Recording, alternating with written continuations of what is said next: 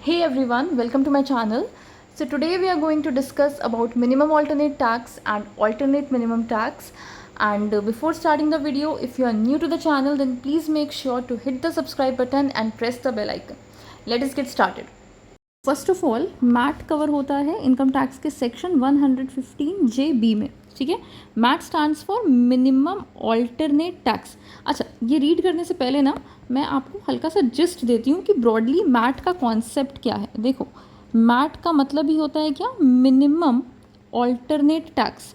और ये होता किसके लिए है, कॉरपोरेट्स के लिए होता है, कंपनीज के लिए होता है मिनिमम ऑल्टरनेट टैक्स। देखो, हम लोगों ने एक टर्म पढ़ा है विंडो ड्रेसिंग करके। विंडो ड्रेसिंग का मतलब क्या होता है, जब आप अपने प्रॉफिट्स, अपने एक्सपेंसेस, मतलब बेसिकली आप अपने रिकॉर्ड्स गलत दिखा रहे हैं, ठीक है। आप कुछ उसमें विंडो ड्रेसिंग कर रहे हैं कि मान लो आपके एक्सपेंसेस एक्चुअल में 50 लाख थे, बट आपने अपने एक्सपेंसेस को ज़्यादा दिखा दिया और आपने 60 लाख के एक्सपेंसेस दिखा दिए। अब इससे क्या होगा, आपने अगर अपने एक्सपेंसेस बढ़ा दिए हैं तो ऑटोमेटिकली आपका प्रॉफिट क्या होगा, रिड्यूस हो जाएगा, है ना। जितने ज़्यादा आप अपने एक्सपेंस दिखाओगे उतना आपका कम प्रॉफिट हो जाएगा। जितना कम प्रॉफिट होगा उतना कम आपको टैक्स पे करना पड़ेगा। तो लोग काफ़ी विंडो ड्रेसिंग करते हैं अपने अकाउंट्स में और उसके बाद उनको टैक्स कम पे करना पड़ता है। तो इनकम टैक्स डिपार्टमेंट के लिए तो ये काफ़ी लॉस की बात है। तो इनकम टैक्स डिपार्टमेंट ने एक मिनिमम ऑल्टरनेट टैक्स करके स्कीम क्या मिनिमम ऑल्टरनेट टैक्स का कॉन्सेप्ट निकाला, जिसमें ये कहा कि देखो, आप पहले नॉर्मल इनकम टैक्स एक्ट के बेसिस पे अपने प्रॉफिट्स के अकॉर्डिंग, जो भी आपका बुक प्रॉफिट हम निकालते हैं ना, फर्म्स का बुक प्रॉफिट निकालते हैं, तो जो भी आपका बुक प्रॉफिट आएगा उसके अकॉर्डिंग आप अपना टैक्स निकालो, ठीक। अब आपका जो भी टैक्स आ रहा होगा उसके बाद हमने एक परसेंटेज दिया हुआ है मिनिमम ऑल्टरनेट टैक्स का, हम उन दोनों को कंपेयर करेंगे and whichever is higher, आपको उतना टैक्स तो पे ही करना पड़ेगा, ठीक है। अगर आपका टैक्स मिनिमम ऑल्टरनेट टैक्स से ज़्यादा आ रहा था, मान लीजिए, अभी देखो मैं आगे बताऊंगी आपको कि मिनिमम ऑल्टरनेट टैक्स का कितना परसेंटेज है, क्या है, बट अभी सपोज करिए कि मिनिमम ऑल्टरनेट टैक्स 10,000 है, हाइपोथेटिकली मिनिमम ऑल्टरनेट टैक्स 10,000 है, और आपने जो अपना प्रॉफिट निकाला, अपने प्रॉफिट से जो आपका टैक्स आ रहा था वो आ रहा था 8,000। तो इनकम टैक्स डिपार्टमेंट क्या कहेगा कि आपको 10,000 पे करने पड़ेंगे, ठीक है, क्योंकि आपका तो टैक्स कम आ रहा है, ठीक। अगर यही आपका टैक्स 8 की जगह 18,000 आ रहा होता और मिनिमम ऑल्टरनेट टैक्स 10,000 है, इन दैट केस आपको अपना ही टैक्स पे करना है, मिनिमम ऑल्टरनेट टैक्स नहीं पे करना है। I hope I am clear. अब आते हैं हम कॉन्सेप्ट पे। तो MAT stands for minimum alternate tax and it was introduced to target those companies that make huge profits and pay the dividend to their shareholders but pay no or minimal tax under the normal provisions of the Income Tax Act by taking advantage of the various deductions and exemptions allowed under the act. देखो, कई companies होती हैं ना, बहुत सारे deductions की, exemptions का advantage लेके बहुत अपना टैक्स कम कर देती हैं, या फिर वो विंडो ड्रेसिंग करती हैं, और या तो बहुत सारे डिडक्शंस का, एग्जेम्पशंस का फ़ायदा उठा के अपना टैक्स, जो एक्चुअल टैक्स पे करना है, वो बहुत कम कर देती हैं। तो इसको बराबर करने के लिए, इस चीज़ को नलीफाई करने के लिए मिनिमम ऑल्टरनेट टैक्स का कॉन्सेप्ट निकाला गया था। आगे देखते हैं। Every company should pay higher of the tax calculated under the following 2 provisions. देखो, पहले तो हम नॉर्मल टैक्स निकालेंगे, tax liability as per the normal provisions of income tax. Tax rate कितना है अभी, 30% का टैक्स प्लस 4% का सेस, ठीक है। और अगर सरचार्ज अगर है तो ये सब मैंने आपको एकदम इंट्रोडक्टरी क्लास में बताया हुआ है कि टैक्स कितने परसेंटेज पे निकालते हैं। अच्छा, अगर कोई ऐसी कंपनी है जिसका टोटल टर्नओवर 400 करोड़ से कम है, कोई ऐसी कंपनी है, डोमेस्टिक कंपनी, जिसका टोटल टर्नओवर 400 करोड़ से कम है, तो उसके लिए 30% का रेट नहीं होता, उसके लिए 25% का रेट होता है, प्लस वही 4% सेस और सरचार्ज अगर एप्लीकेबल है तो, ठीक है।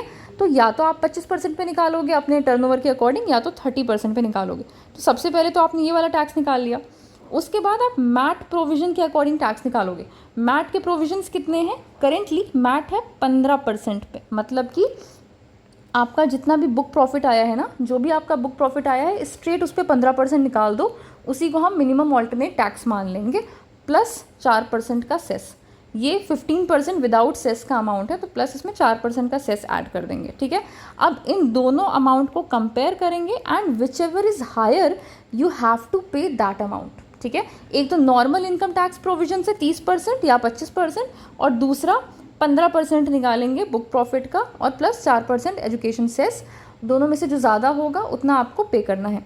अच्छा, मैट का रेट अभी कितना है? 15%। ये बहुत इंपॉर्टेंट है, याद रखिएगा, जो कि पहले था 18.5%, बट 2019-20 के अमेंडमेंट में, फाइनेंशियल ईयर 2019-20 के अमेंडमेंट में इसको चेंज करके 15% कर दिया गया। ठीक है, पहले कितना था? 18.5, अब कितना है? 15%।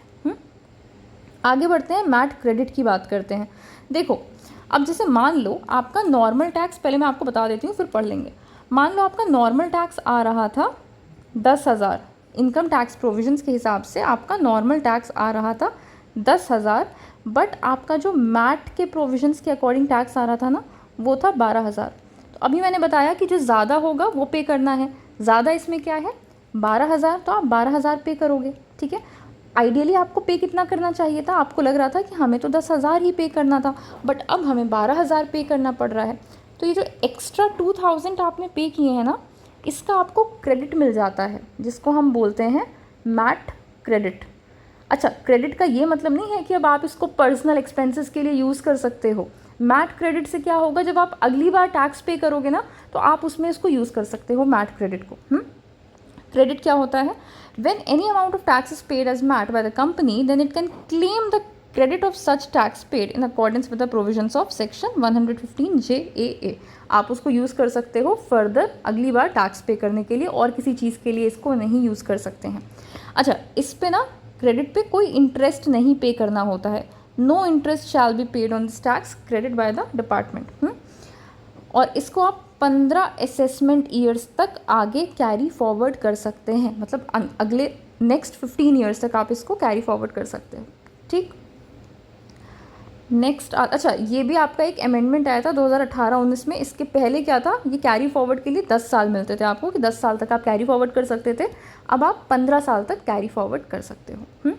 ये बात हो गई मिनिमम ऑल्टरनेट टैक्स की। अब आते हैं AMT की, ऑल्टरनेट मिनिमम टैक्स। क्या डिफरेंस है दोनों में? पहला तो एक छोटा सा सबसे ज़्यादा इम्पॉर्टेंट डिफरेंस क्या है, सबसे मेन डिफरेंस, कि मैट होता है किसके लिए? कंपनीज़ के लिए। ठीक है, मैट होता है कंपनीज़ के लिए, और AMT किसके लिए होता है?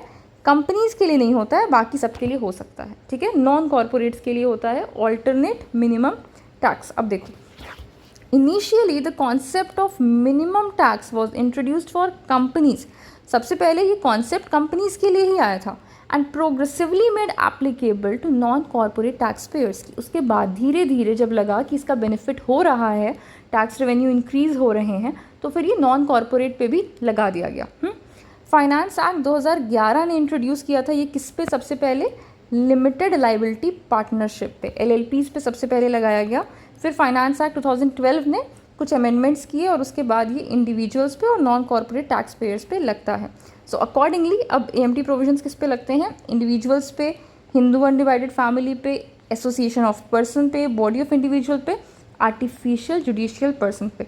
ठीक है, अगर कब लगता है? When there adjusted total income exceeds 20 lakhs। ठीक है, and every other person irrespective of its income. देखो, हमने इनकम टैक्स एक्ट में 7 टाइप ऑफ पर्सन्स पढ़े थे, ये मैंने इंट्रोडक्टरी क्लास में आपको बताया हुआ है।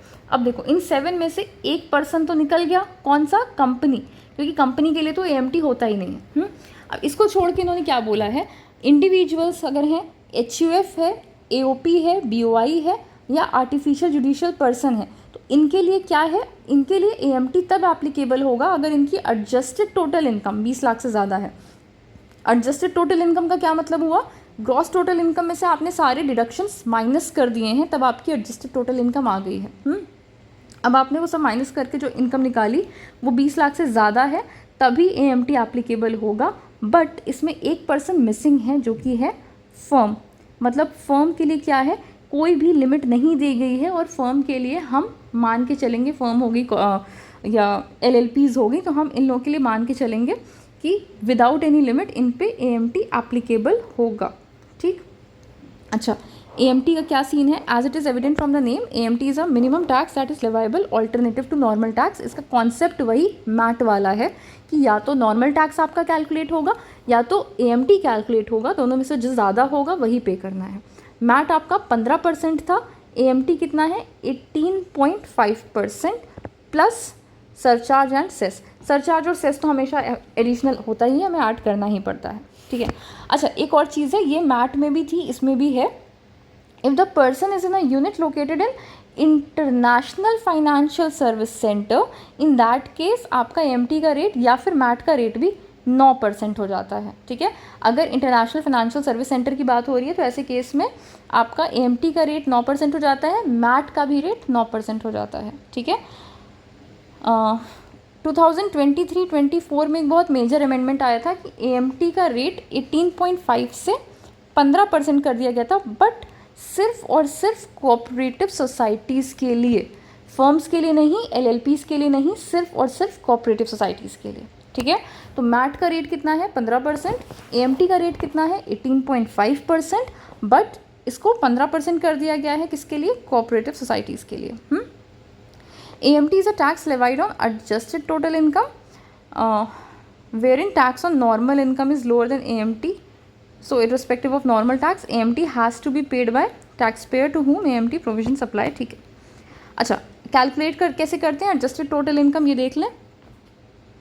टैक्सेबल इनकम जो आपकी आ गई ना, उसमें आपको कुछ और डिडक्शंस ऐड करने होते हैं। जैसे कि अगर आपको कोई डिडक्शन 80H से लेके 80 RRB के बीच में कोई भी डिडक्शन आपको मिला है तो आपको उसे ऐड बैक करना है, एक्सेप्ट फॉर डिडक्शन 80P, ठीक है।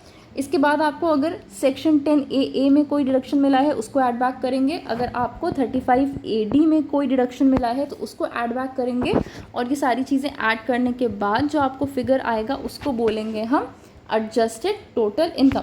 अच्छा, ये जो टैक्सेबल इनकम है ना, इसको कैसे निकाला होगा आपने? जब मैंने ऊपर बताया था ना, ग्रॉस टोटल इनकम माइनस सारे डिडक्शंस। पहले तो आप सारे डिडक्शंस माइनस कर दोगे तो आपकी टैक्सेबल इनकम आ जाएगी।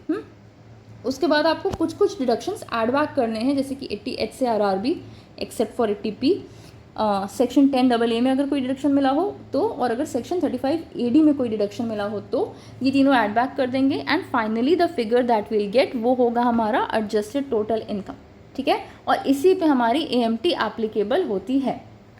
सो that was all about minimum alternate tax and alternative minimum tax. इन दोनों में कंफ्यूज मत होना।